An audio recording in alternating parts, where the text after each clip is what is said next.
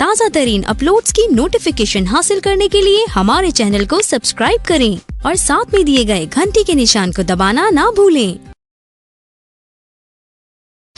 उनके हृदय में कंप होने लगा और मन को धीरज नहीं होता। वह सोचने लगी कि यहाँ और वहाँ मैंने 2 बालक देखे। यह मेरी बुद्धि का भ्रम है या और कोई विशेष कारण है?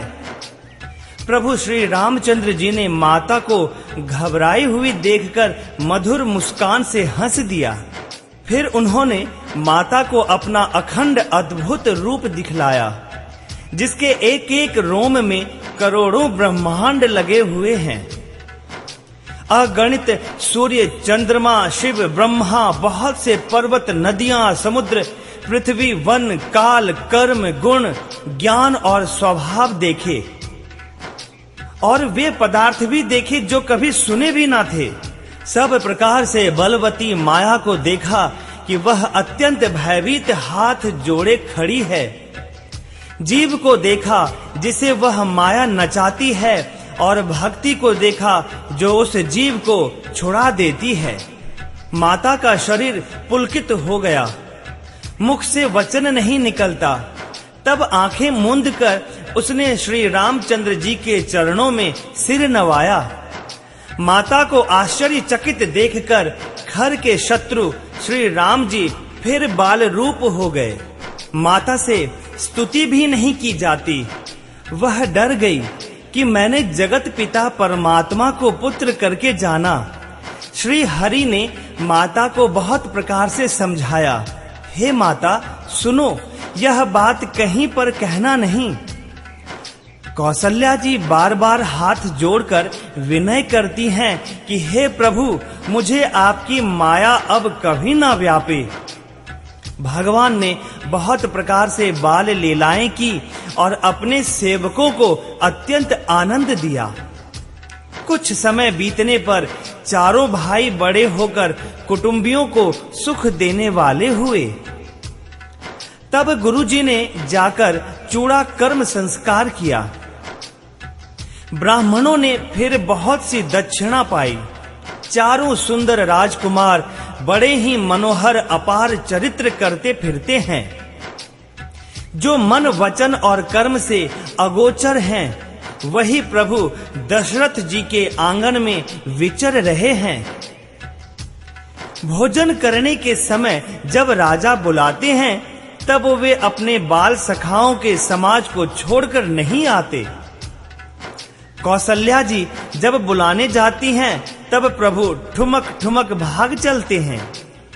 जिनका वेद नेति कहकर निरूपण करते हैं, और शिव जी ने जिनका अंत नहीं पाया, माया उन्हें हठ पूर्वक पकड़ने के लिए दौड़ती हैं।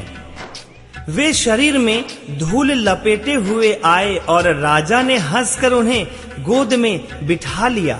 भोजन करते हैं, पर चित्त चंचल है। अवसर पाकर मुंह में दही भात लपटाए किलकारी मारते हुए इधर उधर भाग चले।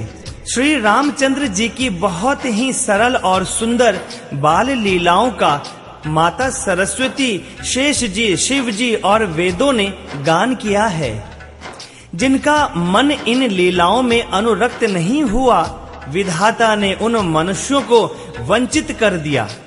ज्यों ही सब भाई कुमार अवस्था के हुए, त्यों ही गुरु, पिता और माता ने उनका यज्ञोपवीत संस्कार कर दिया।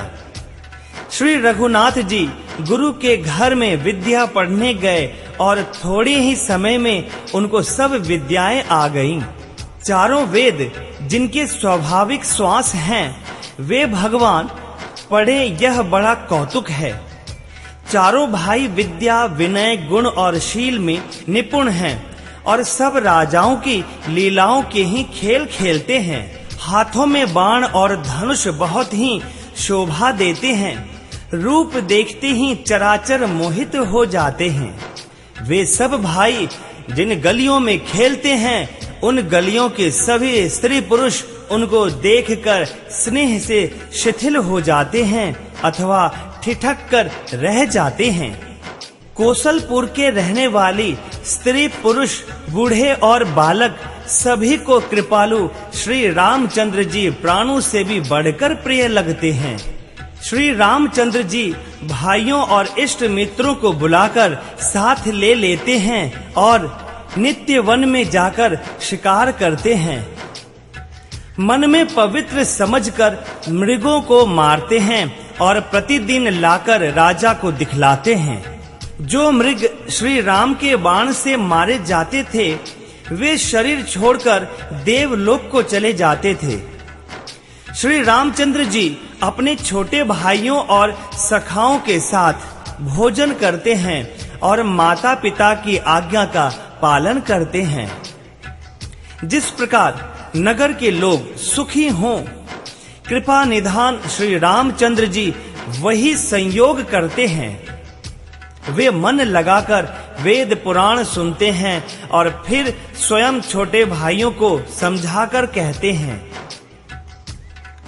श्री रघुनाथ जी प्रातः काल उठकर माता पिता को गुरु को मस्तक नवाते हैं और आज्ञा लेकर नगर का काम करते हैं।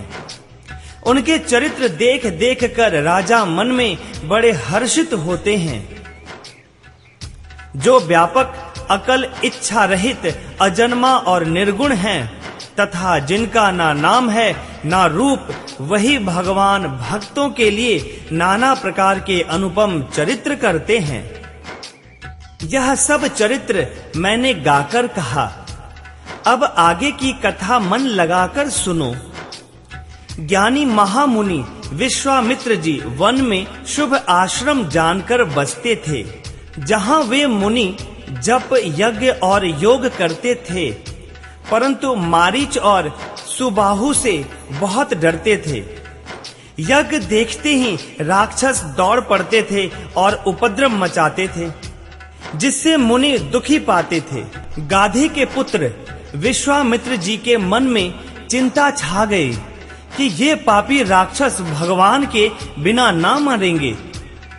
तब श्रेष्ठ मुनि ने मन में विचार किया कि प्रभु ने पृथ्वी का भार हरने के लिए अवतार लिया है। इसी बहाने जाकर मैं उनके चरणों का दर्शन करूं और विनती करके दोनों भाइयों को ले आऊं।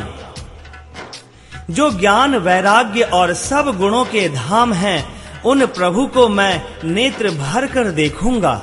बहुत प्रकार से मनोरथ करते हुए जाने में देर नहीं लगी। सरयू जी के जल में स्नान करके वे राजा के दरवाजे पर पहुंचे।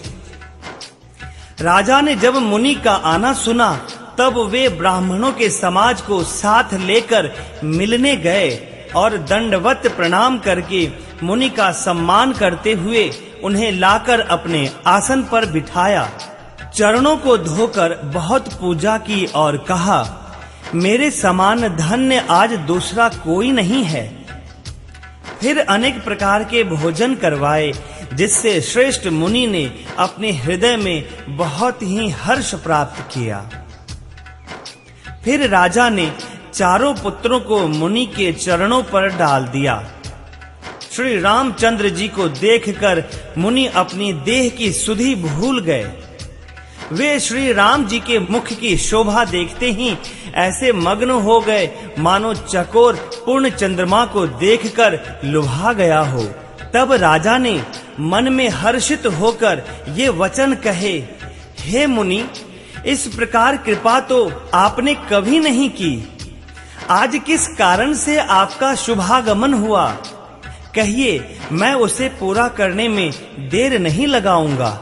मुनि ने कहा, हे राजन, राक्षसों के समूह मुझे बहुत सताते हैं, इसलिए मैं तुमसे कुछ मांगने आया हूँ। छोटे भाई सहित श्री रघुनाथ जी को मुझे दो। राक्षसों के मारे जाने पर मैं सनाथ हो जाऊंगा। हे राजन, प्रसन्न मन से इनको दो, मोह और अज्ञान को छोड़ दो। हे स्वामी, इससे तुमको धर्म और सुयश की प्राप्ति होगी और इनका परम कल्याण होगा। इस अत्यंत अप्रिय वाणी को सुनकर राजा का हृदय कांप उठा और उनके मुख की कांति फीकी पड़ गई। हे ब्राह्मण, मैंने चौथेपन में 4 पुत्र पाए हैं। आपने विचार कर बात नहीं कही। हे मुनि, आप पृथ्वी, गौ, धन और खजाना मांग लीजिए। मैं आज बड़े हर्ष के साथ अपना सर्वस्व दे दूंगा। जहां जनक जी का अत्यंत अनुपम निवास स्थान है, वहां के विलास को देखकर देवता भी थकित हो जाते हैं। राजमहल के परकोटे को देखकर चित्त चकित हो जाता है, मानो उससे समस्त लोकों की शोभा को रोक रखा है। उज्जवल महलों में अनेक प्रकार के सुंदर रीति से बने हुए मणि जटित सोने की जरी के पर्दे लगे हैं। सीता जी के रहने के सुंदर महल की शोभा का वर्णन किया ही कैसे जा सकता है। राजमहल के सब दरवाजे सुंदर हैं, जिनमें वज्र के किवाड़ लगे हैं। वहां राजाओं, नटों, मागधों और भाटों की भीड़ लगी रहती है। घोड़ों और हाथियों के लिए बहुत बड़ी-बड़ी घुड़शालें और गजशालाएं बनी हुई हैं, जो सब समय घोड़े, हाथी और रथों से भरी रहती हैं। बहुत से शूरवीर मंत्री और सेनापति हैं। उन सब के घर भी राजमहल सरीखे ही हैं। नगर के बाहर तालाब और नदी के निकट जहां तहां बहुत से राजा लोग उतरे हुए हैं। आमों का एक अनुपम बाग देखकर, जहां सब प्रकार के सुभीते थे और जो सब तरह से सुहावना था, विश्वामित्र जी ने कहा, हे सुजान, रघुवीर, मेरा मन कहता है कि यहीं रहा जाए। कृपा के धाम श्री रामचंद्र जी बहुत अच्छा स्वामिन कहकर वही मुनियों के समूह के साथ ठहर गए। मिथिलापति जनक जी ने जब यह समाचार पाया कि महामुनि विश्वामित्र आए हैं, तब उन्होंने पवित्र हृदय के मंत्री, बहुत से योद्धा, श्रेष्ठ ब्राह्मण, गुरु और अपनी जाति के श्रेष्ठ लोगों को साथ लिया और इस प्रकार प्रसन्नता के साथ राजा मुनियों के स्वामी विश्वामित्र जी से मिलने चले। राजा ने मुनि के चरणों पर मस्तक रखकर प्रणाम किया। मुनियों के स्वामी विश्वामित्र ने प्रसन्न होकर आशीर्वाद दिया। फिर सारी ब्राह्मण मंडली को आदर सहित प्रणाम किया और अपना बड़ा भाग्य जानकर राजा आनंदित हुए। बार बार कुशल प्रश्न करके विश्वामित्र जी ने राजा को बिठाया। उसी समय दोनों भाई आ पहुँचे, जो फुलवाड़ी देखने गए थे। सुकुमार किशोर अवस्था वाले श्याम और गौर वर्ण के दोनों कुमार नेत्रों को सुख देने वाले और सारे विश्व के चित्त को चुराने वाले हैं। जब रघुनाथ जी आए, तब सभी उठकर खड़े हो गए। विश्वामित्र जी ने उनको अपने पास बिठा लिया। दोनों भाइयों को देखकर सभी सुखी हुए। सबके नेत्रों में जल भर आया और शरीर रोमांचित हो उठे। राम जी की मधुर मनोहर मूर्ति को देखकर विदेह विशेष रूप से विदेह हो गए। मन को प्रेम में मग्न जान राजा जनक ने विवेक का आश्रय लेकर धीरज धारण किया और मुनि के चरणों में सिर नवाकर गदगद गंभीर वाणी से कहा, हे नाथ, कहिए, ये दोनों सुंदर बालक मुनि कुल के आभूषण हैं या किसी राजवंश के पालक, अथवा जिसका वेदों ने नीति कहकर गान किया है, कहीं वह ब्रह्म तो युगल रूप धरकर नहीं आया है? मेरा मन, जो स्वभाव से ही वैराग्य रूप है, इस तरह मुग्ध हो रहा है जैसे चंद्रमा को देखकर चकोर। हे प्रभु, इसलिए मैं आपसे सत्य भाव से पूछता हूँ, हे नाथ, बतलाइए, छिपाव ना कीजिए। इनको देखते ही अत्यंत प्रेम के वश होकर मेरे मन ने जबरदस्ती ब्रह्म सुख को त्याग दिया है। मुनि ने हंसकर कहा, हे राजन, आपने ठीक ही कहा। आपका वचन मिथ्या नहीं हो सकता। जगत में जहां तक प्राणी हैं, ये सभी को प्रिय हैं। मुनि की वाणी सुनकर श्री राम जी मन ही मन मुस्कुराते हैं। ये रघुकुल मणि महाराज दशरथ के पुत्र हैं। मेरे हित के लिए राजा ने इन्हें मेरे साथ भेजा है। ये राम और लक्ष्मण दोनों श्रेष्ठ भाई रूप, शील और बल के धाम हैं। सारा जगत साक्षी है कि इन्होंने युद्ध में असुरों को जीतकर मेरे यज्ञ की रक्षा की है। राजा ने कहा, हे मुनि, आपके चरणों के दर्शन कर मैं अपना पुण्य प्रभाव कह नहीं सकता। ये सुंदर श्याम और गौर वर्ण के दोनों भाई आनंद को भी आनंद देने वाले हैं। इनकी आपस की प्रीति बड़ी पवित्र और सुहावनी है। वह मन को बहुत भाती है पर कहीं नहीं जा सकती। जनक जी आनंदित होकर कहते हैं, हे नाथ, सुनिए, ब्रह्म और जीव की तरह इनमें स्वाभाविक प्रेम है। राजा बार बार प्रभु को देखते हैं। शरीर पुलकित हो रहा है और हृदय में बड़ा उत्साह है। मुनि की प्रशंसा करके और उनके चरणों में सिर नवाकर राजा उन्हें नगर में लिवा चले। एक सुंदर महल जो सब समय सुखदायक था, वहां राजा ने उन्हें ले जाकर ठहराया। तदंतर सब प्रकार से पूजा और सेवा करके राजा विदा मांगकर अपने घर गए। रघुकुल के शिरोमणि प्रभु श्री रामचंद्र जी ऋषियों के साथ भोजन और विश्राम करके भाई लक्ष्मण समेत बैठे। उस समय पहर भर दिन रह गया था। लक्ष्मण जी के हृदय में विशेष लालसा है कि जाकर जनकपुर देख आवें, परंतु प्रभु श्री रामचंद्र जी का डर है और फिर मुनि से भी सकुचाते हैं, इसलिए प्रकट में कुछ नहीं कहते, मन ही मन मुस्कुरा रहे हैं। श्री रामचंद्र जी ने छोटे भाई के मन की दशा जान ली। उनके हृदय में भक्त वत्सलता उमड़ आई। वे गुरु की आज्ञा पाकर बहुत ही विनय के साथ सकुचाते हुए मुस्कुराकर बोले, हे नाथ, लक्ष्मण नगर देखना चाहते हैं, किंतु आपके डर और संकोच के कारण स्पष्ट नहीं कहते। यदि आपकी आज्ञा पाऊं तो मैं इनको नगर दिखलाकर तुरंत ही ले आऊं। यह सुनकर मुनीश्वर विश्वामित्र ने प्रेम सहित वचन कहे, हे राम, तुम नीति की रक्षा कैसे न करोगे? हे तात, तुम धर्म की मर्यादा का पालन करने वाले और प्रेम के वशीभूत होकर सेवकों को सुख देने वाले हो। सुख के निधान दोनों भाई जाकर नगर देख आओ। अपने सुंदर मुख दिखलाकर सबके नेत्रों को सफल करो। सब लोगों के नेत्रों को सुख देने वाले दोनों भाई मुनि के चरण कमलों की वंदना करके चले। बालकों के झुंड इनकी अत्यंत शोभा देखकर साथ लग गए। उनके नेत्र और मन लुभा गए।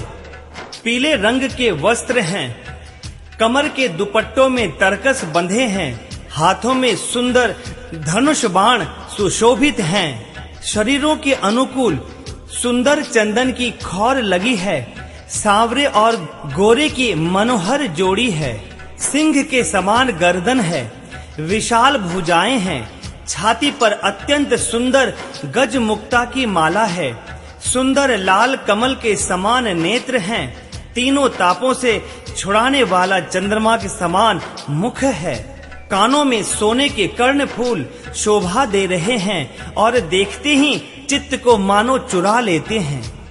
उनकी चितवन बड़ी मनोहर है और भौहें तिरछी एवं सुंदर हैं। माथे पर तिलक की रेखाएं ऐसी सुंदर हैं मानो शोभा पर मुहर लगा दी गई है।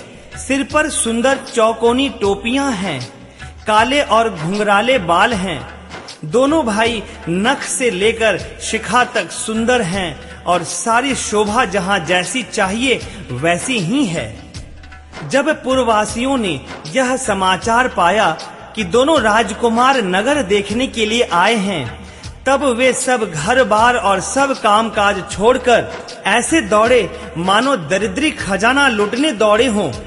स्वभाव ही से सुंदर दोनों भाइयों को देखकर वे लोग नेत्रों का फल पाकर सुखी हो रहे हैं। युवती स्त्रियां घर के झरोखों से लगे हुए प्रेम सहित श्री रामचंद्र जी के रूप को देख रही हैं। वे आपस में बड़े प्रेम से बातें कर रही हैं।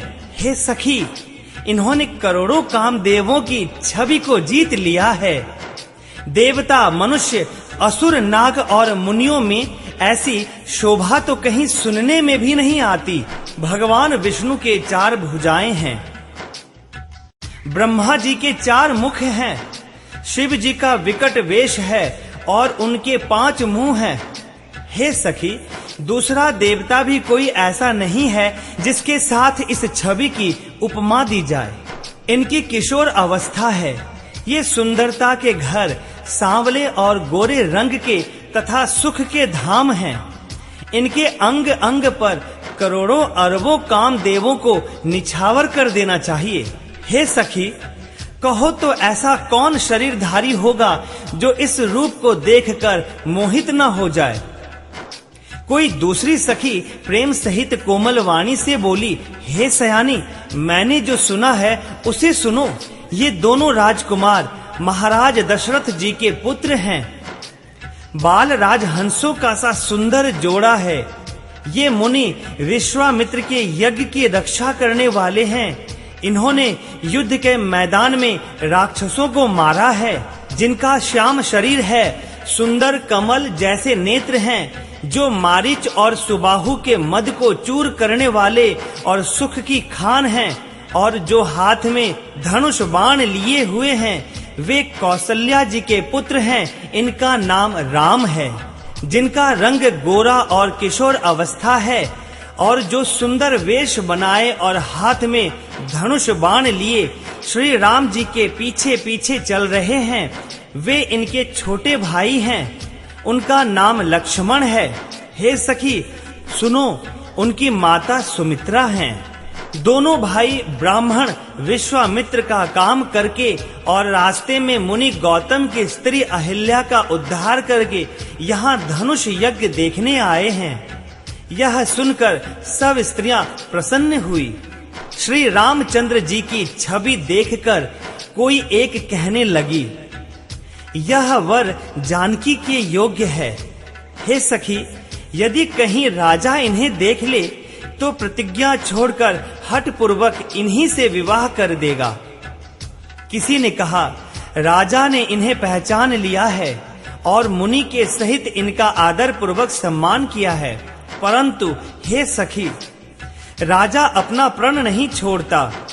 वह होनहार के वशीभूत होकर हठ पूर्वक अविवेक का ही आश्रय लिए हुए है। कोई कहती है, यदि विधाता भले हैं और सुना जाता है कि वे सबको उचित फल देते हैं, तो जानकी जी को यही वर मिलेगा। हे सखी, इसमें संदेह नहीं है। जो दैव योग से ऐसा संयोग बन जाए तो हम सब लोग कृतार्थ हो जाएं। हे सखी, मेरे तो इसी से इतनी अधिक आतुरता हो रही है कि इसी नाते कभी ये यहाँ आवेंगे। नहीं तो हे सखी सुनो, हमको इनके दर्शन दुर्लभ हैं। यह संयोग तभी हो सकता है जब हमारे पूर्व जन्मों के बहुत पुण्य हो। दूसरी ने कहा, हे सखी, तुमने बहुत अच्छा कहा। इस विवाह से सभी का परम हित है। किसी ने कहा, शंकर जी का धनुष कठोर है और ये सांवले राजकुमार कोमल शरीर के बालक हैं। हे सयानी, सब असमंजस ही है। यह सुनकर दूसरी सखी कोमल वाणी से कहने लगी, हे सखी, इनके संबंध में कोई ऐसा कहते हैं कि ये देखने में तो छोटे हैं पर इनका प्रभाव बहुत बड़ा है। जिनके चरण कमलों की धूलि का स्पर्श पाकर अहल्या तर गई, जिसने बड़ा भारी पाप किया था, वे क्या शिव जी का धनुष बिना तोड़े रहेंगे? इस विश्वास को भूलकर भी नहीं छोड़ना चाहिए। जिस ब्रह्मा ने सीता को संवार कर रचा है, उसी ने विचार कर सांवला वर भी रच रखा है। उसके ये वचन सुनकर सब हर्षित हुई और कोमल वाणी से कहने लगी, ऐसा ही हो। सुंदर मुख और सुंदर नेत्रों वाली स्त्रियां समूह की समूह हृदय में हर्षित होकर फूल बरसा रही हैं। जहां जहां दोनों भाई जाते हैं वहां वहां परम आनंद छा जाता है। दोनों भाई नगर के पूरब ओर गए, जहां धनुष यज्ञ के लिए भूमि बनाई गई थी। बहुत लंबा चौड़ा सुंदर ढाला हुआ पक्का आंगन था, जिस पर सुंदर और निर्मल वेदी सजाई गई थी। चारों ओर सोने के बड़े बड़े मंच बने थे, जिन पर राजा लोग बैठेंगे। उनके पीछे समीप ही चारों ओर दूसरे मचानों का मंडलाकार घेरा सुशोभित था। वह कुछ ऊंचा था और सब प्रकार से सुंदर था। जहां जाकर नगर के लोग बैठेंगे, उन्हीं के पास विशाल एवं सुंदर सफेद मकान अनेक रंगों के बनाए गए हैं, जहां अपने अपने कुल के अनुसार सब स्त्रियां यथा योग्य बैठकर देखेंगी। नगर के बालक कोमल वचन कह कहकर आदर पूर्वक प्रभु श्री रामचंद्र जी को रचना दिखला रहे हैं। सब बालक इसी बहाने प्रेम के वश होकर श्री राम जी के मनोहर अंगों को छूकर शरीर से पुलकित हो रहे हैं और दोनों भाइयों को देख देख कर उनके हृदय में अत्यंत हर्ष हो रहा है। श्री रामचंद्र जी ने सब बालकों को प्रेम के वश जानकर स्थानों की प्रेम पूर्वक प्रशंसा की। वे सब अपनी अपनी रुचि के अनुसार उन्हें बुला लेते हैं और दोनों भाई प्रेम सहित उनके पास चले जाते हैं। कोमल मधुर और मनोहर वचन कहकर श्री राम जी ने अपने छोटे भाई लक्ष्मण को रचना दिखलाते हैं, जिनकी आज्ञा पाकर माया लव निमेष में ब्रह्मांडों के समूह रच डालती है। वही दीनों पर दया करने वाले श्री राम जी की भक्ति के कारण धनुष यज्ञशाला को चकित होकर देख रहे हैं। इस प्रकार सब कौतुक देखकर वे गुरु के पास चले। देर हुई जानकर उनके मन में डर है। जिनके भय से डर को भी डर लगता है, वही प्रभु भजन का प्रभाव दिखला रहे हैं। उन्होंने कोमल मधुर और सुंदर बातें कहकर बालकों को जबरदस्ती विदा किया। फिर भय प्रेम विनय और बड़े संकोच के साथ दोनों भाई गुरु के चरण कमलों में सिर नवाकर आज्ञा पाकर बैठे। रात्रि का प्रवेश होते ही मुनि ने आज्ञा दी। तब सबने संध्या वंदन किया। फिर प्राचीन कथाएं तथा इतिहास कहते कहते सुंदर रात्रि दोपहर बीत गई। तब श्रेष्ठ मुनि ने जाकर शयन किया। दोनों भाई उनके चरण दबाने लगे, जिनके चरण कमलों के लिए वैराग्यवान पुरुष भी भांति भांति के जप और योग करते हैं। वे ही दोनों भाई मानो प्रेम से जीते हुए प्रेम पूर्वक गुरु जी के चरण कमलों को दबा रहे हैं। मुनि ने बार बार आज्ञा दी। तब श्री रघुनाथ जी ने जाकर शयन किया।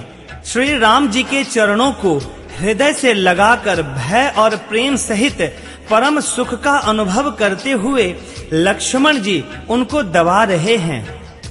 प्रभु श्री रामचंद्र जी ने बार बार कहा, हे तात सो जाओ। तब वे उन चरण कमलों को हृदय में धरकर लेट रहे। रात बीतने पर मुर्गे का शब्द कानों से सुनकर लक्ष्मण जी उठे। जगत के स्वामी सुजान श्री रामचंद्र जी भी गुरु से पहले ही जाग गए। सब शौच क्रिया करके वे जाकर नहाए। फिर नित्य कर्म समाप्त करके उन्होंने मुनि को मस्तक नवाया। समय जानकर गुरु की आज्ञा पाकर दोनों भाई फूल लेने चले। उन्होंने जाकर राजा का सुंदर बाग देखा, जहां वसंत ऋतु लुभाकर रह गई है। मन को लुभाने वाले अनेक वृक्ष लगे हैं। रंग बिरंगी उत्तम लताओं के मंडप छाए हुए हैं। नए पत्तों, फलों और फूलों से युक्त सुंदर वृक्ष अपनी संपत्ति से कल्प वृक्ष को भी लजा रहे हैं। पपीहे, कोयल, तोते, चकोर आदि पक्षी मीठी बोली बोल रहे हैं और मोर सुंदर नृत्य कर रहे हैं। बाग के बीचों बीच सुहावना सरोवर सुशोभित है, जिसमें मणियों की सीढ़ियां विचित्र ढंग से बनी हैं। उसका जल निर्मल है, जिसमें अनेक रंगों के कमल खिले हुए हैं। जल के पक्षी कलरव कर रहे हैं और भ्रमर गुंजार कर रहे हैं। बाग और सरोवर को देखकर प्रभु श्री राम जी भाई लक्ष्मण सहित हर्षित हुए। शिव जी के धनुष को कठोर जानकर वे मन में विलाप करती हुई हृदय में श्री राम जी की सांवली मूर्ति को रखकर चली। शिव जी के धनुष की कठोरता का स्मरण आने से उन्हें चिंता होती थी कि ये सुकुमार रघुनाथ जी उसे कैसे तोड़ेंगे। पिता के प्रण की स्मृति से उनके हृदय में क्षोभ था ही, इसलिए मन में विलाप करने लगी। प्रेमवश ऐश्वर्य की विस्मृति हो जाने से ही ऐसा हुआ। फिर भगवान के बल का स्मरण आते ही वे हर्षित हो गईं और सांवली छवि को हृदय में धारण करके चली। प्रभु श्री राम जी ने सब सुख, स्नेह, शोभा और गुणों की खान श्री जानकी जी को जाती हुई जाना। तब परम प्रेम की कोमल स्याही बनाकर उनके स्वरूप को अपने सुंदर चित्त रूपी भित्ति पर चित्रित कर लिया। सीता जी पुनः भवानी जी के मंदिर में गईं और उनके चरणों की वंदना करके हाथ जोड़कर बोली, हे श्रेष्ठ पर्वतों के राजा, हिमाचल की पुत्री पार्वती, आपकी जय हो, जय हो। हे महादेव जी के मुख रूपी चंद्रमा की चकोरी, आपकी जय हो। हे हाथी के मुख वाले गणेश जी और 6 मुख वाले स्वामी कार्तिक जी की माता, हे जगत जननी, हे बिजली की सी कांति युक्त शरीर वाली, आपकी जय हो। आपका ना आदि है, ना मध्य है और ना अंत है। आपके असीम प्रभाव को वेद भी नहीं जानते। आप संसार को उत्पन्न, पालन और नाश करने वाली हैं। विश्व को मोहित करने वाली और स्वतंत्र रूप से विहार करने वाली हैं। पति को इष्ट देव मानने वाले श्रेष्ठ नारियों में हे माता, आपकी प्रथम गणना है। आपकी अपार महिमा को हजारों सरस्वती और शेष जी भी नहीं कह सकते।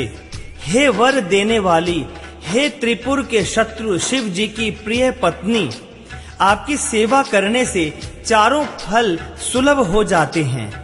हे देवी, आपके चरण कमलों की पूजा करके देवता, मनुष्य और मुनि सभी सुखी हो जाते हैं। मेरे मनोरथ को आप भली भांति जानती हैं, क्योंकि आप सदा सबके हृदय रूपी नगरी में निवास करती हैं। इसी कारण मैंने उसको प्रकट नहीं किया। ऐसा कहकर जानकी जी ने उनके चरण पकड़ लिए। गिरिजा जी सीता जी के विनय और प्रेम के वश में हो गईं। उनकी माला खिसक पड़ी और मूर्ति मुस्कुराई। सीता जी ने आदर पूर्वक उस प्रसाद को सिर पर धारण किया। गौरी जी का हृदय हर्ष से भर गया और वो बोली, हे सीता, हमारी सच्ची आशीष सुनो, तुम्हारी मनः कामना पूरी होगी। नारद जी का वचन सदा पवित्र और सत्य है।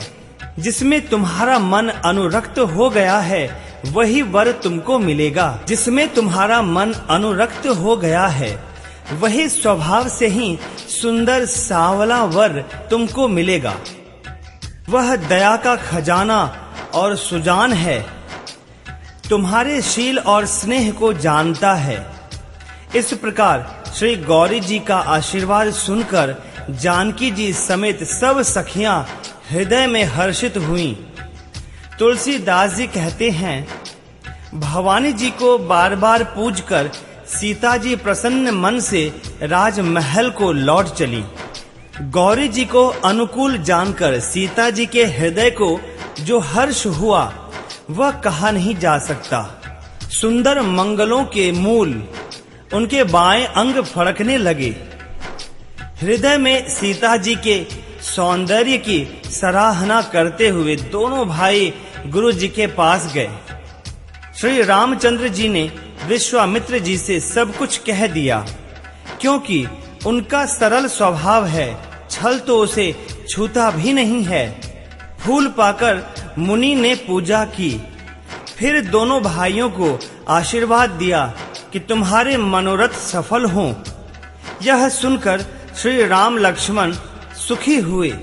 श्रेष्ठ विज्ञानी मुनि विश्वामित्र जी भोजन करके कुछ प्राचीन कथाएं कहने लगे।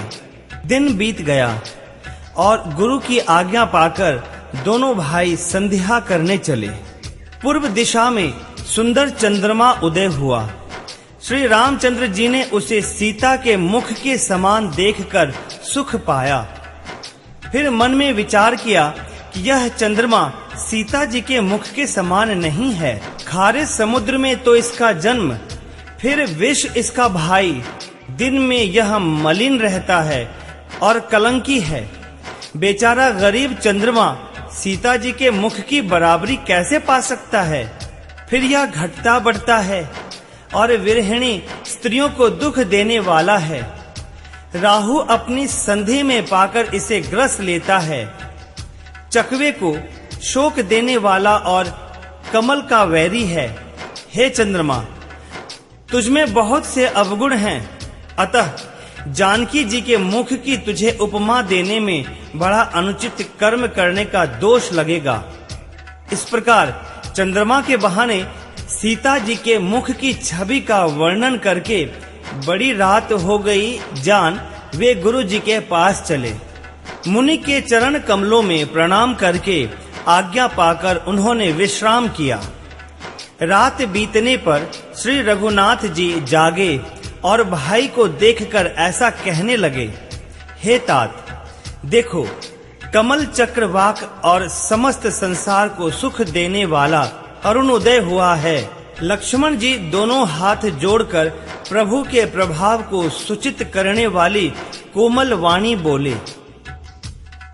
अरुणोदय होने से कुमुदिनी सकुचा गई और तारागणों का प्रकाश फीका पड़ गया।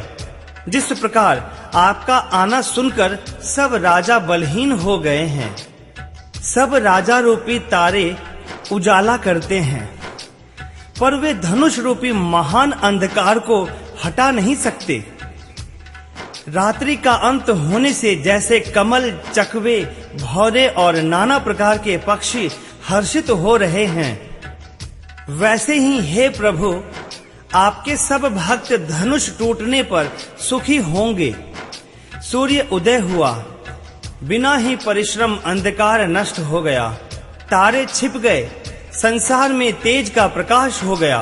हे रघुनाथ जी, सूर्य ने अपने उदय के बहाने सब राजाओं को प्रभु का प्रताप दिखलाया है। आपकी भुजाओं के बल की महिमा को उद्घाटित करने के लिए ही धनुष तोड़ने की यह पद्धति प्रकट हुई है। भाई के वचन सुनकर प्रभु मुस्कुराए। फिर स्वभाव से ही पवित्र श्री राम ने शौच से निवृत्त होकर स्नान किया और नित्य कर्म करके वे गुरु जी के पास आए। आकर उन्होंने गुरु जी के सुंदर चरण कमलों में सिर नवाया। तब जनक जी ने शतानंद जी को बुलाया और उन्हें तुरंत ही विश्वामित्र मुनि के पास भेजा। उन्होंने आकर जनक जी की विनती सुनाई। विश्वामित्र जी ने हर्षित होकर दोनों भाइयों को बुलाया। शतानंद जी के चरणों की वंदना करके प्रभु श्री राम जी गुरु जी के पास जा बैठे। तब मुनि ने कहा, हे तात, चलो जनक जी ने बुला भेजा है।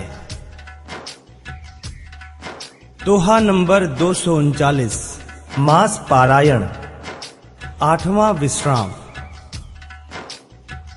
चलकर सीता जी के स्वयंवर को देखना चाहिए। देखें ईश्वर किसको बड़ाई देते हैं। लक्ष्मण जी ने कहा, हे नाथ, जिस पर आपकी कृपा होगी वही बड़ाई का पात्र होगा। इस श्रेष्ठ वाणी को सुनकर सब मुनि प्रसन्न हुए। सभी ने सुख मानकर आशीर्वाद दिया। फिर मुनियों के समूह सहित कृपालु श्री रामचंद्र जी धनुष यज्ञशाला देखने चले। दोनों भाई रंग भूमि में आए हैं। ऐसी खबर जब सब नगर वासियों ने पाई, तब बालक, जवान, बूढ़े, स्त्री, पुरुष सभी घर और कामकाज को भुलाकर चल दिए। जब जनक जी ने देखा कि बड़ी भीड़ हो गई है, तब उन्होंने सब विश्वास पात्र सेवकों को बुलवा लिया और कहा, तुम लोग तुरंत सब लोगों के पास जाओ और सब किसी को यथा योग्य आसन दो। उन सेवकों ने कोमल और नम्र वचन कहकर उत्तम, मध्यम, नीच और लघु स्त्री पुरुषों को अपने अपने योग्य स्थान पर बिठाया। उसी समय राजकुमार शिव जी के धनुष को कठोर जानकर वे मन में विलाप करती हुई हृदय में श्री राम जी की सांवली मूर्ति को रखकर चली। शिव जी के धनुष की कठोरता का स्मरण आने से उन्हें चिंता होती थी कि ये सुकुमार रघुनाथ जी उसे कैसे तोड़ेंगे। पिता के प्रण की स्मृति से उनके हृदय में क्षोभ था ही, इसलिए मन में विलाप करने लगी। प्रेमवश ऐश्वर्य की विस्मृति हो जाने से ही ऐसा हुआ। फिर भगवान के बल का स्मरण आते ही वे हर्षित हो गईं और सांवली छवि को हृदय में धारण करके चली। प्रभु श्री राम जी ने सब सुख, स्नेह, शोभा और गुणों की खान श्री जानकी जी को जाती हुई जाना। तब परम प्रेम की कोमल स्याही बनाकर उनके स्वरूप को अपने सुंदर चित्त रूपी भित्ति पर चित्रित कर लिया। सीता जी पुनः भवानी जी के मंदिर में गईं और उनके चरणों की वंदना करके हाथ जोड़कर बोली, हे श्रेष्ठ पर्वतों के राजा, हिमाचल की पुत्री पार्वती, आपकी जय हो, जय हो।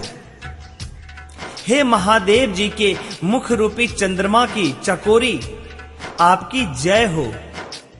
हे हाथी के मुख वाले गणेश जी और 6 मुख वाले स्वामी कार्तिक जी की माता, हे जगत जननी, हे बिजली की सी कांति युक्त शरीर वाली, आपकी जय हो। आपका ना आदि है, ना मध्य है और ना अंत है। आपके असीम प्रभाव को वेद भी नहीं जानते।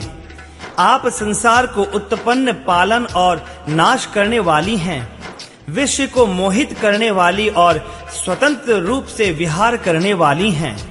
पति को इष्ट देव मानने वाले श्रेष्ठ नारियों में हे माता, आपकी प्रथम गणना है। आपकी अपार महिमा को हजारों सरस्वती और शेष जी भी नहीं कह सकते। हे वर देने वाली, हे त्रिपुर के शत्रु शिव जी की प्रिय पत्नी, आपकी सेवा करने से चारों फल सुलभ हो जाते हैं।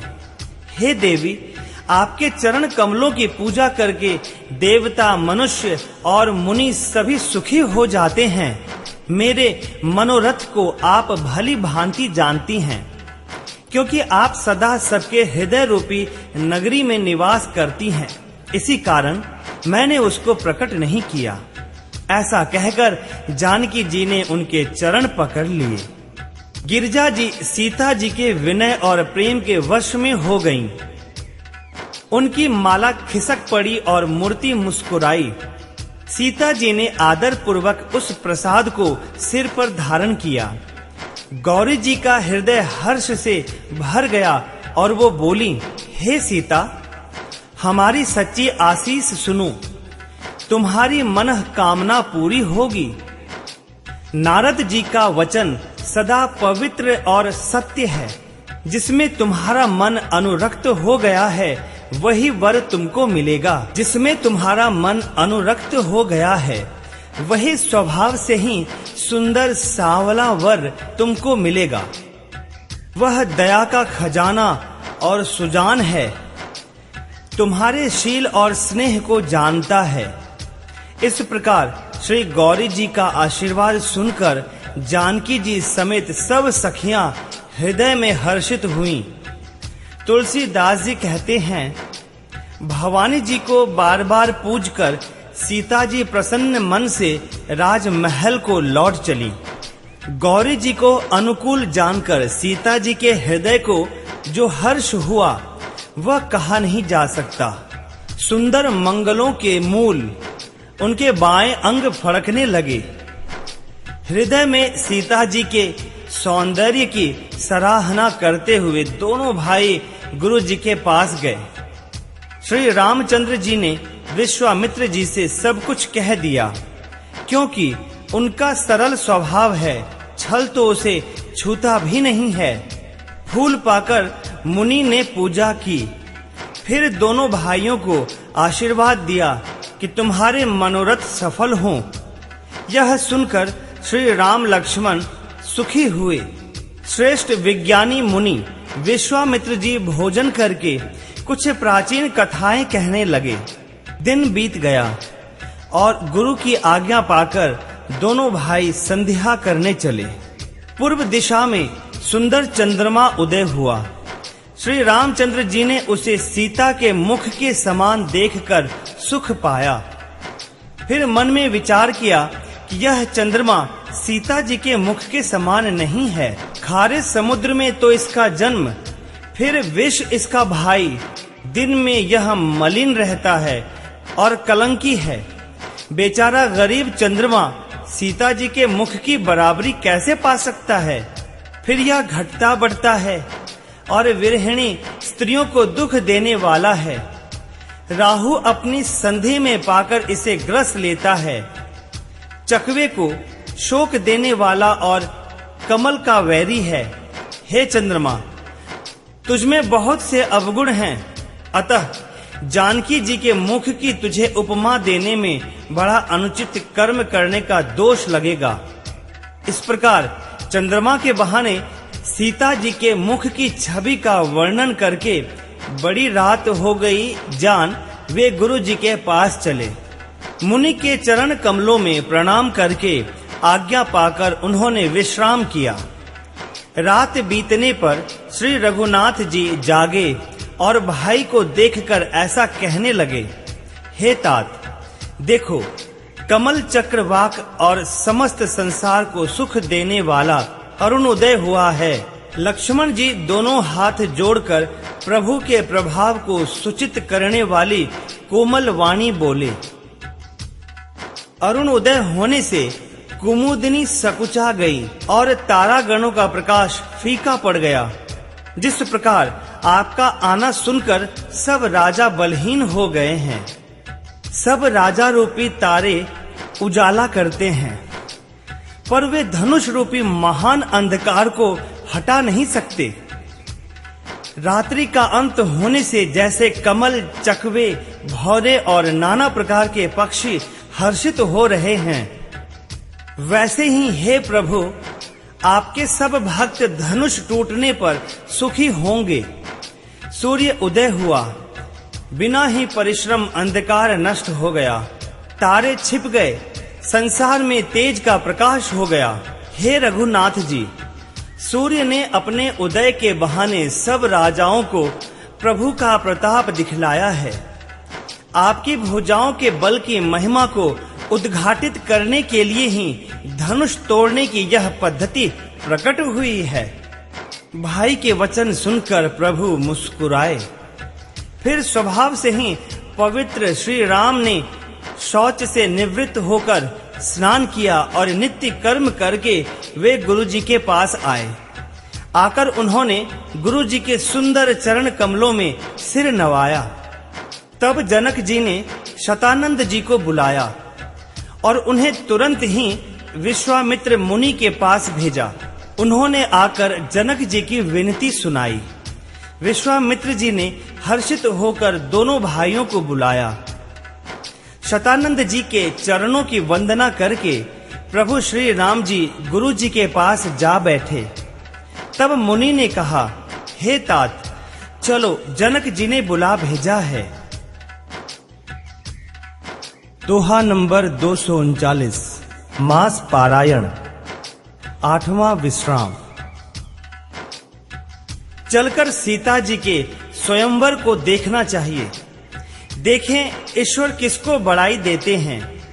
लक्ष्मण जी ने कहा, हे नाथ, जिस पर आपकी कृपा होगी वही बड़ाई का पात्र होगा।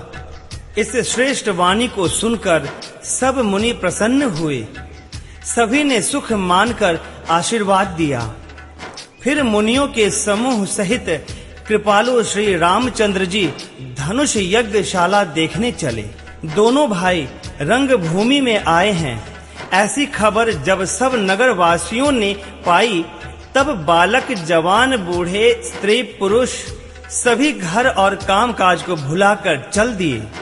जब जनक जी ने देखा कि बड़ी भीड़ हो गई है, तब उन्होंने सब विश्वास पात्र सेवकों को बुलवा लिया और कहा, तुम लोग तुरंत सब लोगों के पास जाओ और सब किसी को यथा योग्य आसन दो। उन सेवकों ने कोमल और नम्र वचन कहकर उत्तम, मध्यम, नीच और लघु स्त्री पुरुषों को अपने अपने योग्य स्थान पर बिठाया।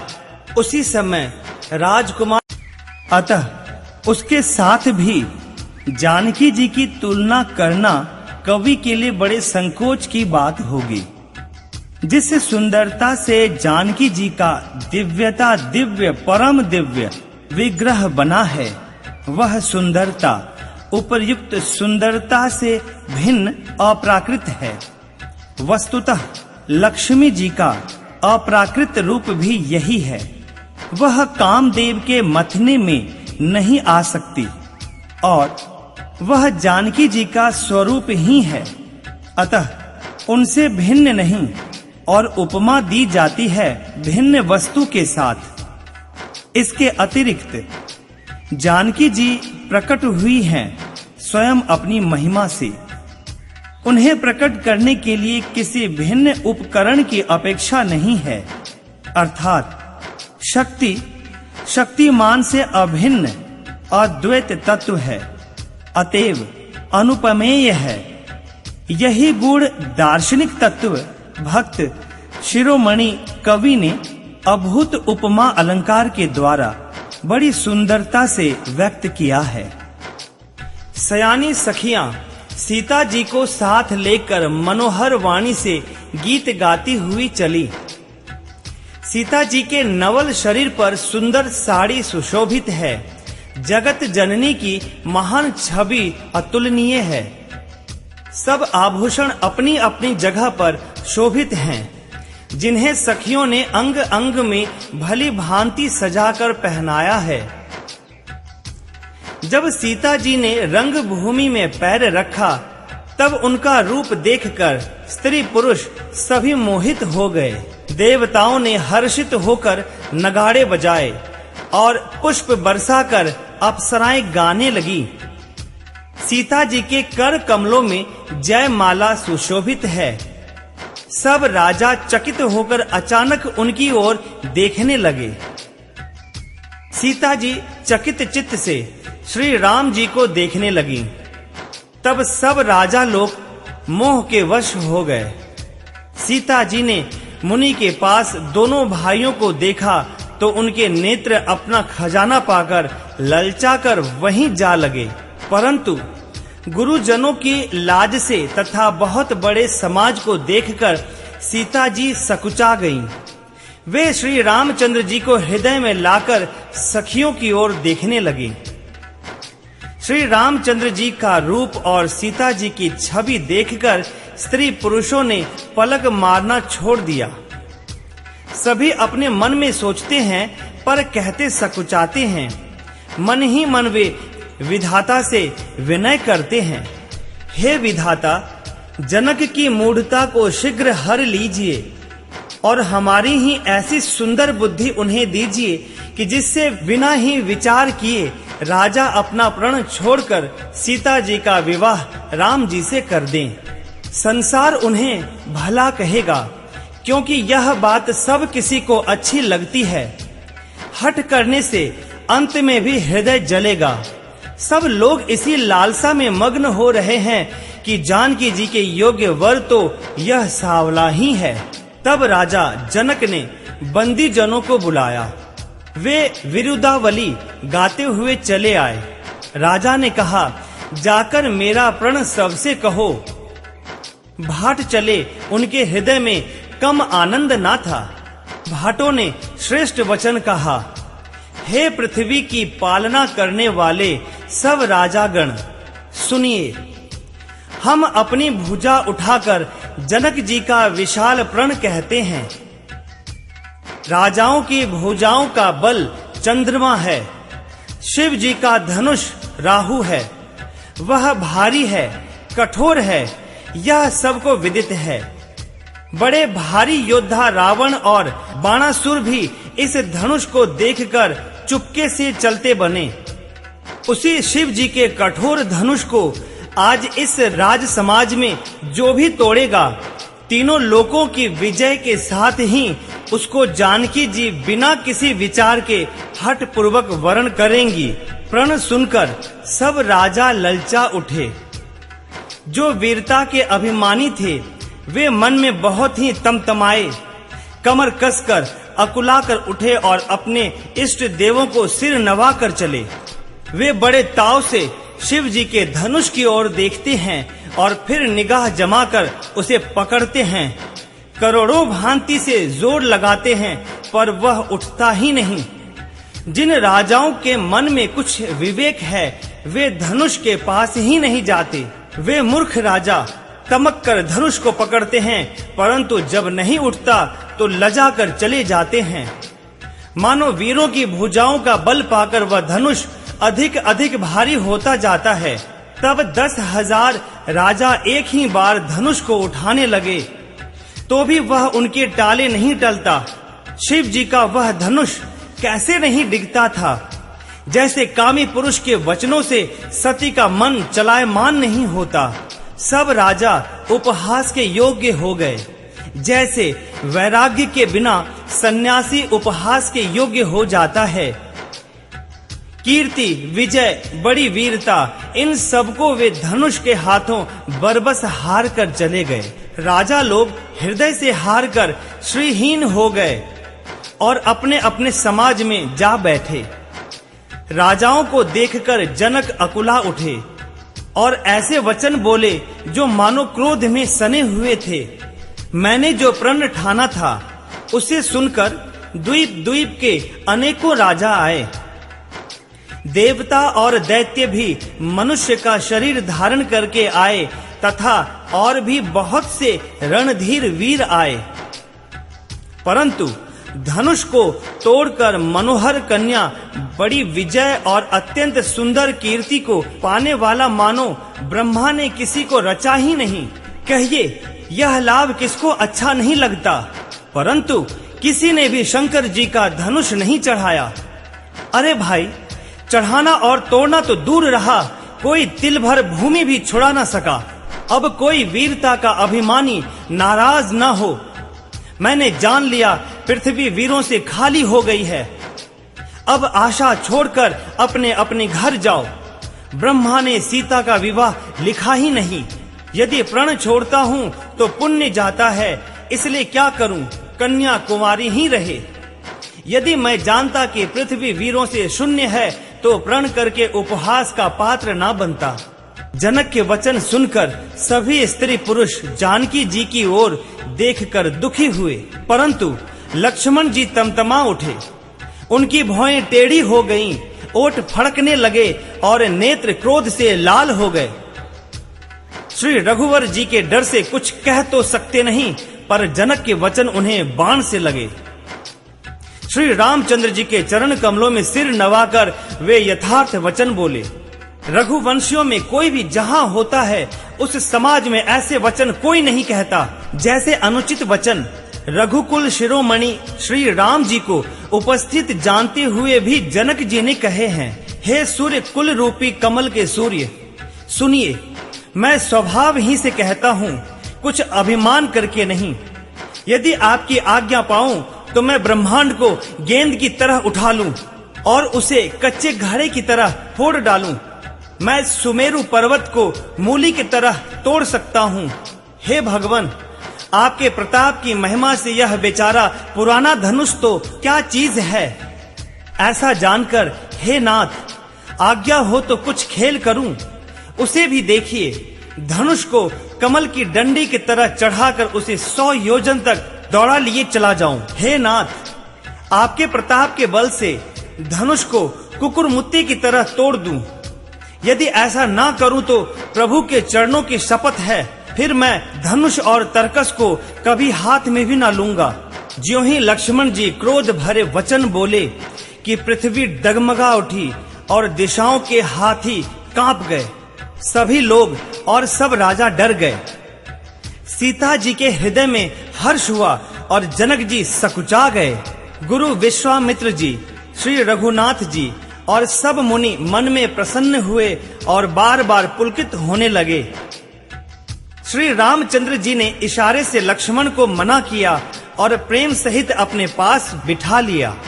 विश्वामित्र जी शुभ अवसर जानकर अत्यंत प्रेम भरी वाणी बोले, हे राम उठो, शिव जी का धनुष तोड़ो और हे तात जनक का संताप मिटाओ। गुरु के वचन सुनकर श्री राम जी ने चरणों में सिर नवाया। उनके मन में ना हर्ष हुआ ना विषाद, और वे अपनी एड़ से जवान सिंह को भी लजाते हुए सहज स्वभाव से ही उठ खड़े हुए। मंच रूपी उदयाचल पर श्री रघुनाथ जी रूपी बाल सूर्य के उदय होते ही सब संत रूपी कमल खिल उठे और नेत्र रूपी भौरे हर्षित हो गए। राजाओं की आशा रूपी रात्रि नष्ट हो गई। उनके वचन रूपी तारों के समूह का चमकना बंद हो गया। अभिमानी राजा रूपी कुमुद संकुचित हो गए और कपटी राजा रूपी उल्लू छिप गए। मुनि और देवता रूपी चकवे शोक रहित हो गए। वे फूल बरसाकर अपनी सेवा प्रकट कर रहे हैं। प्रेम सहित गुरु के चरणों की वंदना करके श्री रामचंद्र जी ने मुनियों से आज्ञा मांगी। समस्त जगत के स्वामी श्री राम जी सुंदर मत वाले श्रेष्ठ हाथी की सी चाल से स्वाभाविक ही चले। श्री रामचंद्र जी के चलते ही नगर भर के सब स्त्री पुरुष सुखी हो गए और उनके शरीर रोमांच से भर गए। उन्होंने पितर और देवताओं की वंदना करके अपने पुण्यों का स्मरण किया। यदि हमारे पुण्यों का कुछ भी प्रभाव हो तो हे गणेश गोसाई, रामचंद्र जी शिव जी के धनुष को कमल की डंडी की भांति तोड़ डालें। श्री रामचंद्र जी को प्रेम के साथ देखकर और सखियों को समीप बुलाकर सीता जी की माता स्नेहवश विलख कर ये वचन बोली, हे सखी, ये जो हमारे हितु कहलाते हैं वे भी सब तमाशा देखने वाले हैं। कोई भी गुरु विश्वामित्र को समझाकर नहीं कहता कि ये बालक हैं, इनके लिए ऐसा हठ अच्छा नहीं। जो धनुष रावण और बाण जैसे जगत विजयी वीरों की हिलाए ना हिल सका, उसे तोड़ने के लिए मुनि विश्वामित्र जी का राम जी को आज्ञा देना और राम जी का उसे तोड़ने के लिए चल देना रानी को हठ जान पड़ा। इसलिए वे कहने लगी कि गुरु विश्वामित्र जी को कोई समझाता भी नहीं। रावण और बाणासुर ने जिस धनुष को छुआ तक नहीं और सब राजा घमंड करके हार गए, वही धनुष इस सुकुमार राजकुमार के हाथ में दे रहे हैं। हंस के बच्चे भी कहीं मंदराचल पहाड़ उठा सकते हैं। राजा का भी सारा सयानापन समाप्त हो गया। हे सखी, विधाता की गति कुछ जानने में नहीं आती। तब एक चतुर सखी कोमल वाणी से बोली, हे रानी, तेजवान को छोटा नहीं गिनना चाहिए। कहाँ घड़े से उत्पन्न होने वाले मुनि अगस्त्य और कहाँ अपार समुद्र, किंतु उन्होंने उसे सोख लिया जिसका सुयश सारे संसार में छाया हुआ है। सूर्य मंडल देखने में छोटा लगता है, पर उसके उदय होते ही तीनों लोकों का अंधकार भाग जाता है।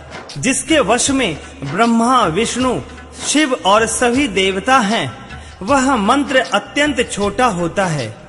महान मत वाले गजराज को छोटा सा अंकुश वश में कर लेता है। कामदेव ने फूलों का ही धनुष बाण लेकर समस्त लोकों को अपने वश में कर रखा है। हे देवी, ऐसा जानकर संदेह त्याग दीजिए। हे रानी, सुनिए, रामचंद्र जी धनुष को अवश्य ही तोड़ेंगे। सखी के वचन सुनकर रानी को विश्वास हो गया। उनकी उदासी मिट गई और श्री राम जी के प्रति उनका प्रेम अत्यंत बढ़ गया। उस समय श्री रामचंद्र जी को देखकर सीता जी भयभीत हृदय से जिस तिस देवता से विनती कर रही हैं, वे व्याकुल होकर मन ही मन मना रही हैं, हे महेश भवानी, मुझ पर प्रसन्न होइए। मैंने आपकी जो सेवा की है उसे सुफल कीजिए और मुझ पर स्नेह करके धनुष के भारीपन को हर लीजिए। हे गणों के नायक, वर देने वाले देवता गणेश जी, मैंने आज ही के लिए तुम्हारी सेवा की थी। बार बार मेरी विनती सुनकर धनुष का भारीपन बहुत ही कम कर दीजिए। श्री रघुनाथ जी की ओर देख देख कर सीता जी धीरज धरकर देवताओं को मना रही हैं। उनके नेत्रों में प्रेम के आंसू भरे हैं और शरीर में रोमांच हो रहा है। अच्छी तरह नेत्र भरकर श्री राम जी की शोभा देखकर फिर पिता के प्रण का स्मरण करके सीता जी का मन शुद्ध हो उठा। वे मन ही मन कहने लगी, अहो, पिताजी ने बड़ा ही कठिन हठ ठाना है। वे लाभ हानि कुछ भी नहीं समझ रहे हैं। मंत्री डर रहे हैं, इसलिए कोई उन्हें सीख भी नहीं देता। पंडितों की सभा में यह बड़ा अनुचित हो रहा है। कहाँ तो वज्र से भी बढ़कर कठोर धनुष और कहाँ ये कोमल शरीर किशोर श्याम सुंदर।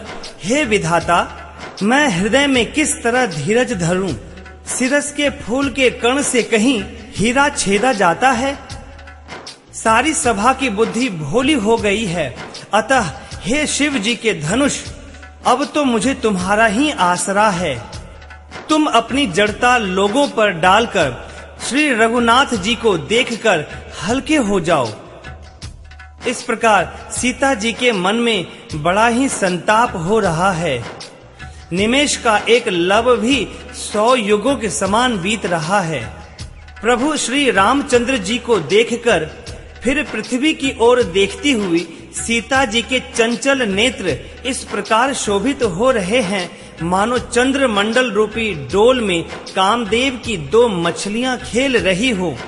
सीता जी की वाणी रूपी भ्रमरी को उनके मुख रूपी कमल ने रोक रखा है। लाज रूपी रात्रि को देखकर वह प्रकट नहीं हो रही है। नेत्रों का जल नेत्रों के कोने में ही रह जाता है, जैसे बड़े भारी कंजूस का सोना कोने में ही गड़ा रह जाता है। अपनी बढ़ी हुई व्याकुलता जानकर सीता जी सकुचा गईं और धीरज धरकर हृदय में विश्वास ले आईं कि यदि तन मन और वचन से मेरा प्रण सच्चा है और श्री रघुनाथ जी के चरण कमलों में मेरा चित्त वास्तव में अनुरक्त है, तो सबके हृदय में निवास करने वाले भगवान मुझे रघुश्रेष्ठ श्री रामचंद्र जी की दासी अवश्य बनाएंगे। जिसका जिस पर सच्चा स्नेह होता है वह उसे मिलता ही है, इसमें कुछ भी संदेह नहीं है।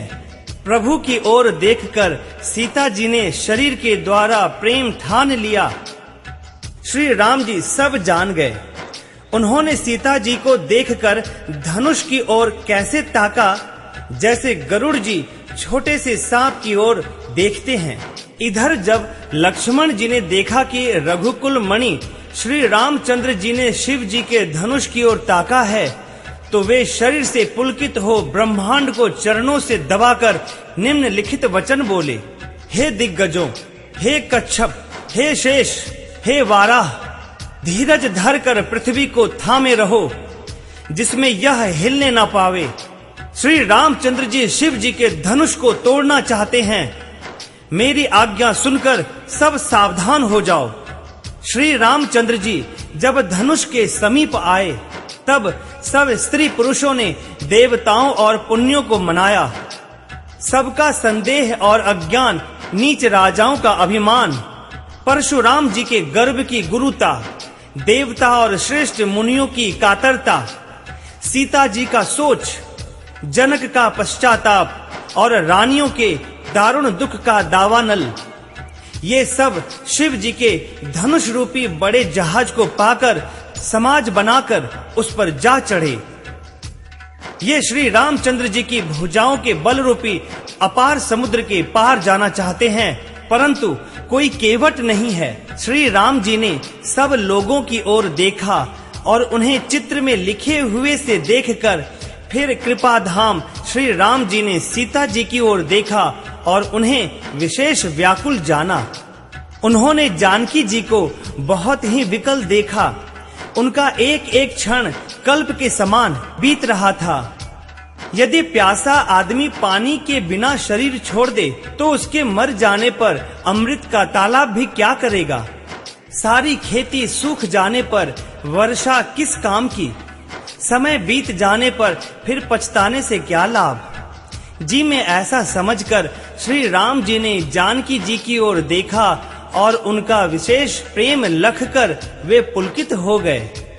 मन ही मन उन्होंने गुरु को प्रणाम किया और बड़ी फुर्ती से धनुष को उठा लिया। जब उसे हाथ में लिया तब वह धनुष बिजली की तरह चमका और फिर आकाश में मंडलाकार हो गया। लेते चढ़ाते और जोर से खींचते हुए किसी ने नहीं लखा।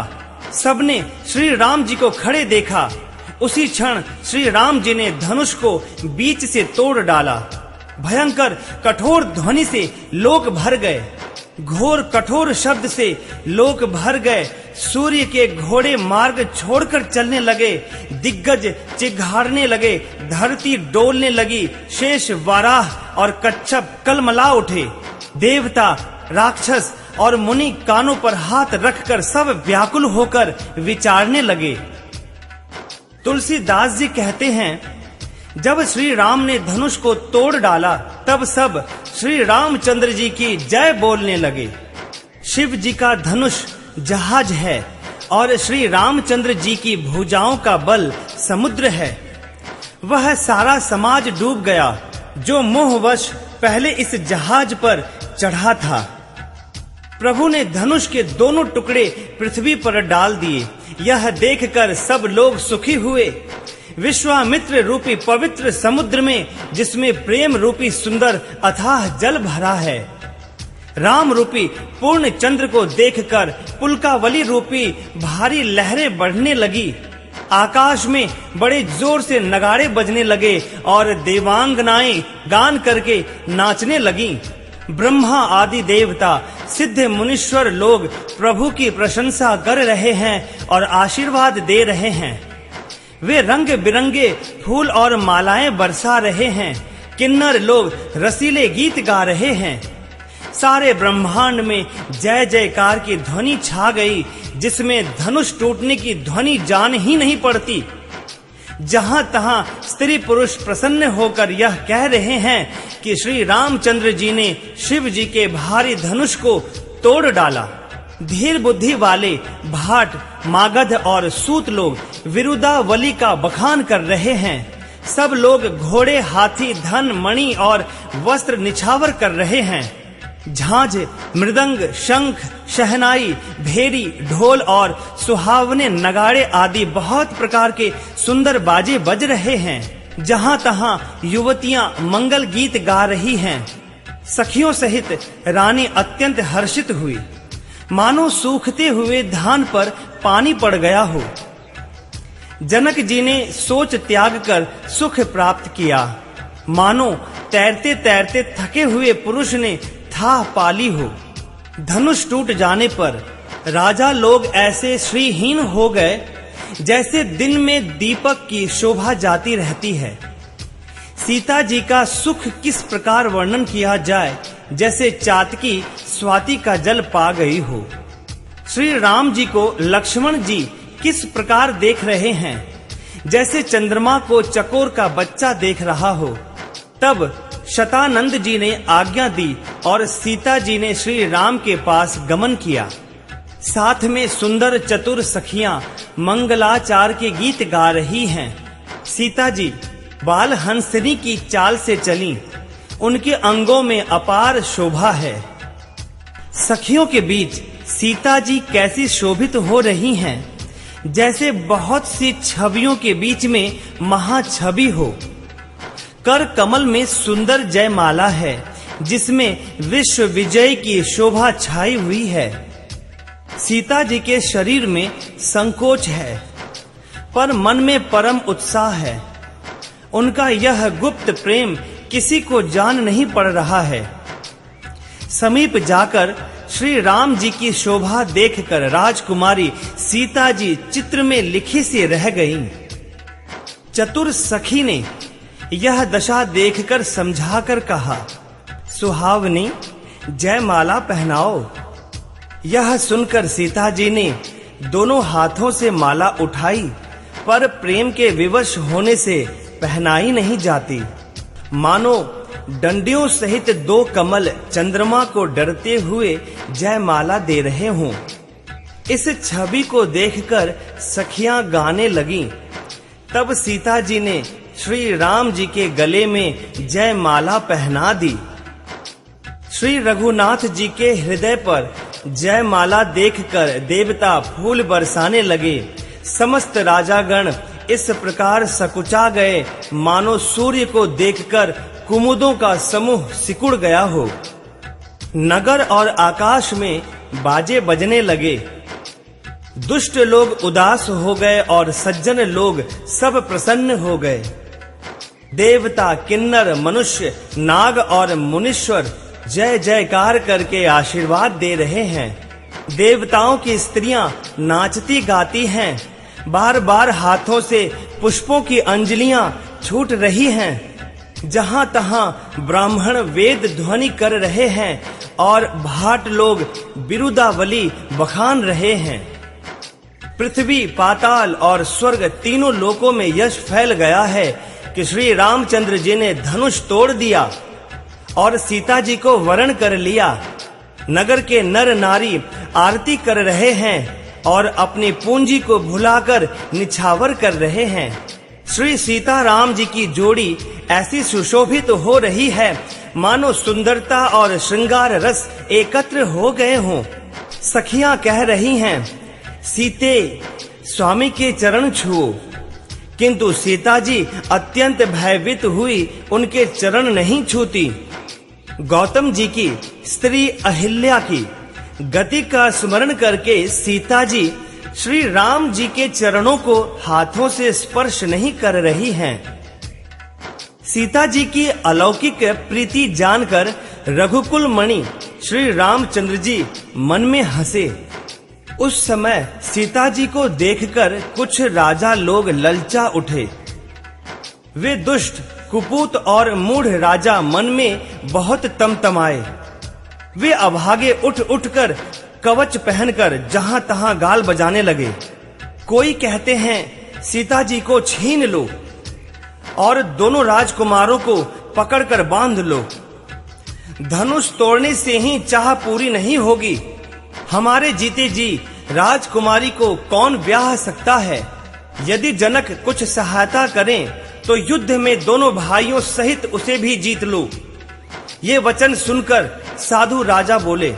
इस राज समाज को देखकर तो लाज भी लजा गई। अरे तुम्हारा बल, प्रताप, वीरता, बड़ाई और नाक तो धनुष के साथ ही चली गई। वही वीरता थी कि अब कहीं से मिली है। ऐसी दुष्ट बुद्धि है, तभी तो विधाता ने तुम्हारे मुखों पर कालिख लगा दी। ईर्ष्या, घमंड और क्रोध छोड़कर नेत्र भरकर श्री राम जी को देख लो।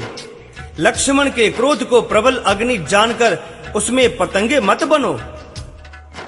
जैसे गरुड़ का भाग कौवा चाहे, सिंह का भाग खरगोश चाहे, बिना कारण ही क्रोध करने वाला अपनी कुशल चाहे, शिव जी से विरोध करने वाला सब प्रकार की संपत्ति चाहे, लोभी लालची सुंदर कीर्ति चाहे, कामी मनुष्य निष्कलंकता क्या पा सकता है? और जैसे श्री हरि के चरणों से विमुख मनुष्य परम गति चाहे, हे राजाओं, सीता के लिए तुम्हारा लालच भी वैसा ही व्यर्थ है। कोलाहल सुनकर सीता जी शंकित हो गईं। तब सखियां उन्हें वहां से ले गईं जहां रानी थीं। श्री रामचंद्र जी मन में सीता जी के प्रेम का बखान करते हुए स्वाभाविक चाल से गुरु जी के पास चले। रानियों सहित सीता जी सोच के वश हैं कि न जाने विधाता अब क्या करने वाले हैं। राजाओं के वचन सुनकर लक्ष्मण जी इधर उधर ताकते हैं, किंतु श्री रामचंद्र जी के डर से कुछ बोल नहीं सकते। उनके नेत्र लाल और भ्रिकुटी टेढ़ी हो गईं और वे क्रोध से राजाओं की ओर देखने लगे, मानो मत वाले हाथियों का झुंड देखकर सिंह के बच्चों को जोश आ गया हो। खलबली देखकर जनकपुर की स्त्रियां व्याकुल हो गईं और सब मिलकर राजाओं को गालियां देने लगीं। उसी मौके पर शिव जी के धनुष का टूटना सुनकर भृगुकुल रूपी कमल के सूर्य परशुराम जी आए। इन्हें देखकर सब राजा सकुचा गए, मानो बाज के झपटने पर बटेर छिप गए हों। गोरे शरीर पर विभूति बड़ी फव रही है और विशाल ललाट पर त्रिपुंड विशेष शोभा दे रहा है। सिर पर जटा है, सुंदर मुख चंद्र क्रोध के कारण कुछ लाल हो आया है। भौहें टेढ़ी और आंखें क्रोध से लाल हैं। सहज ही देखते हैं तो भी ऐसा जान पड़ता है मानो क्रोध कर रहे हैं। बैल के समान कंधे हैं, छाती और भुजाएं विशाल हैं। सुंदर यज्ञोपवीत धारण किए, माला पहने और मृग चर्म लिए हैं। कमर में मुनियों का वस्त्र और 2 तरकस बांधे हैं। हाथ में धनुष बाण और सुंदर कंधे पर फरसा धारण किए हैं। शांत वेश है, परंतु करनी बहुत कठोर है। स्वरूप का वर्णन नहीं किया जा सकता, मानो वीर रस की मुनि का शरीर धारण करके जहाँ सब राजा लोग हैं वहाँ आ गया हो। परशुराम जी का भयानक वेश देखकर सब राजा भय से व्याकुल हो उठ खड़े हुए और पिता सहित अपना नाम कह कहकर सब दंडवत प्रणाम करने लगे। परशुराम जी हित समझ कर भी सहज ही जिसकी ओर देख लेते हैं, वह समझता है मानो मेरी आयु पूरी हो गई। फिर जनक जी ने आकर सिर नवाया और सीता जी को बुलाकर प्रणाम कराया। परशुराम जी ने सीता जी को आशीर्वाद दिया। सखियां हर्षित हुईं और वे सयानी सखियां उनको अपनी मंडली में ले गईं। फिर विश्वामित्र जी आकर मिले और उन्होंने दोनों भाइयों को उनके चरण कमलों पर गिराया। विश्वामित्र जी ने कहा, ये राम और लक्ष्मण राजा दशरथ के पुत्र हैं।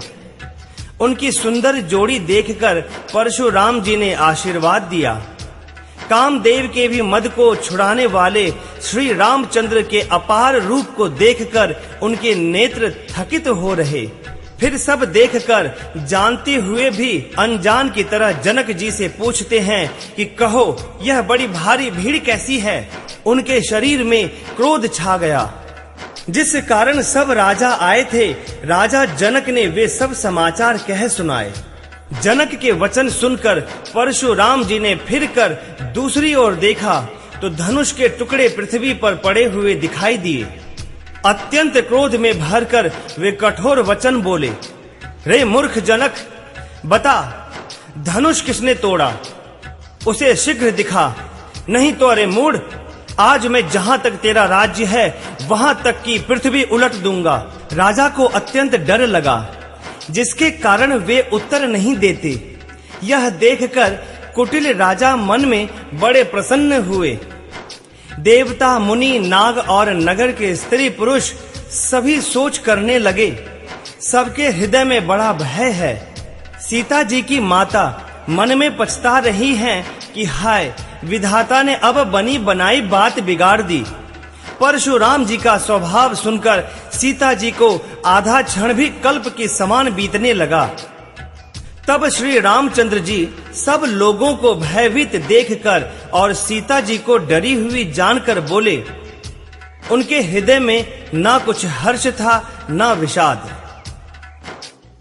दोहा नंबर 270, मास पारायण, नवा विश्राम। हे नाथ, शिव जी के धनुष को तोड़ने वाला आपका कोई एक दास ही होगा। क्या आज्ञा है, मुझसे क्यों नहीं कहते? यह सुनकर क्रोधी मुनि रिसाकर बोले, सेवक वह है जो सेवा का काम करे। शत्रु का काम करके तो लड़ाई ही करनी चाहिए। हे राम, सुनो, जिसने शिव जी के धनुष को तोड़ा है वह सहस्त्र बाहु के समान मेरा शत्रु है। वह इस समाज को छोड़कर अलग हो जाए, नहीं तो सभी राजा मारे जाएंगे। मुनि के वचन सुनकर लक्ष्मण जी मुस्कुराए और परशुराम जी का अपमान करते हुए बोले, हे गोसाई, लड़कपन में हमने बहुत सी धनुहियां तोड़ डाली, किंतु आपने ऐसा क्रोध कभी नहीं किया। इसी धनुष पर इतनी ममता किस कारण से है? यह सुनकर भृगुवंश की ध्वजा स्वरूप परशुराम जी कुपित होकर कहने लगे, अरे राजपुत्र, काल के वश होने से तुझे बोलने में कुछ भी होश नहीं है। सारे संसार में विख्यात शिव जी का यह धनुष क्या धनु ही के समान है? लक्ष्मण जी ने हंसकर कहा, हे देव सुनिए, हमारे जान में तो सभी धनुष एक से ही हैं। पुराने धनुष को तोड़ने में क्या हानि लाभ? श्री रामचंद्र जी ने तो इसे नवीन के धोखे से देखा था, फिर यह तो छूते ही टूट गया। इसमें रघुनाथ जी का भी कोई दोष नहीं है। मुनि, आप बिना ही कारण किस लिए क्रोध करते हैं? परशुराम जी अपने फरसे की ओर देखकर बोले, तूने मेरा स्वभाव नहीं सुना। मैं तुझे बालक जानकर नहीं मारता हूँ। अरे मूर्ख, क्या तू मुझे निरा मुनि ही जानता है? मैं बाल ब्रह्मचारी और अत्यंत क्रोधी हूँ। क्षत्रिय कुल का शत्रु तो विश्व भर में विख्यात हूँ। अपनी भुजाओं के बल से मैंने पृथ्वी को राजाओं से रहित कर दिया और बहुत बार उसे ब्राह्मणों को दे डाला। हे राजकुमार, सहस्त्र बाहु की भुजाओं को काटने वाले मेरे इस फरसे को देख। अरे राजा के बालक, तू अपने माता पिता को सोच के वश न कर। मेरा फरसा बड़ा भयानक है, यह गर्भों के बच्चों का भी नाश करने वाला है।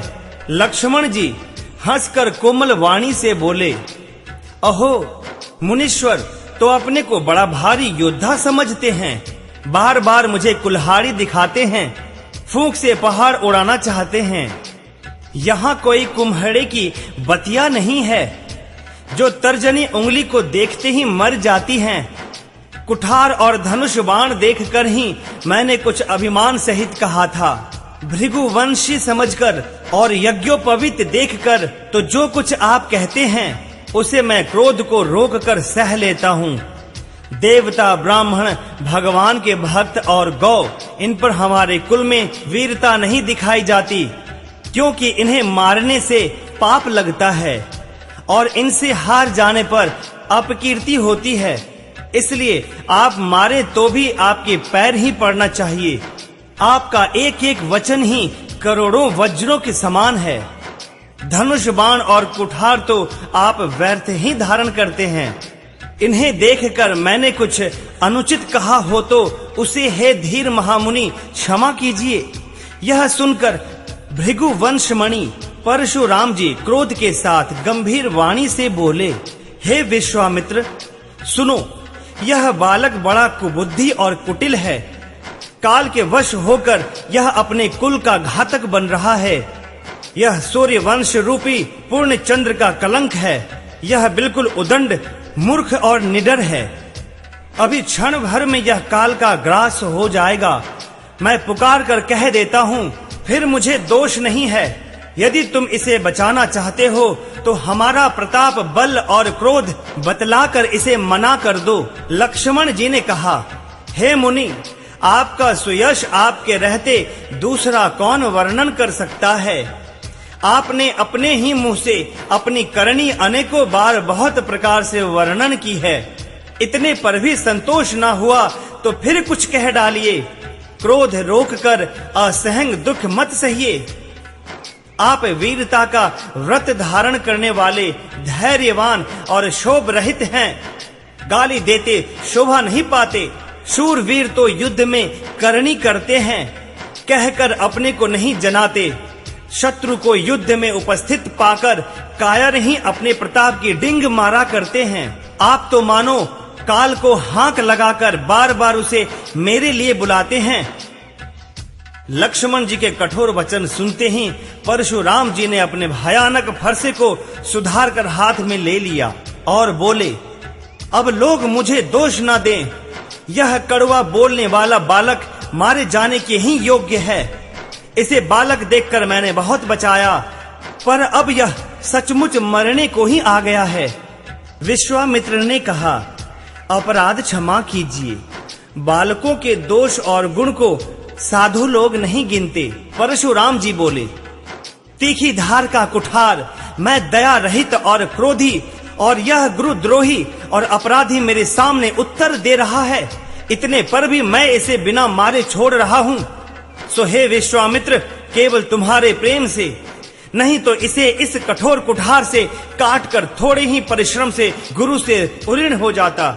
विश्वामित्र जी ने हृदय में हंसकर कहा, मुनि को हरा ही हरा सूझ रहा है। अर्थात सर्वत्र विजयी होने के कारण ये श्री राम लक्ष्मण को भी साधारण क्षत्रिय ही समझ रहे हैं, किंतु यह लोहमयी खड्ग हैं।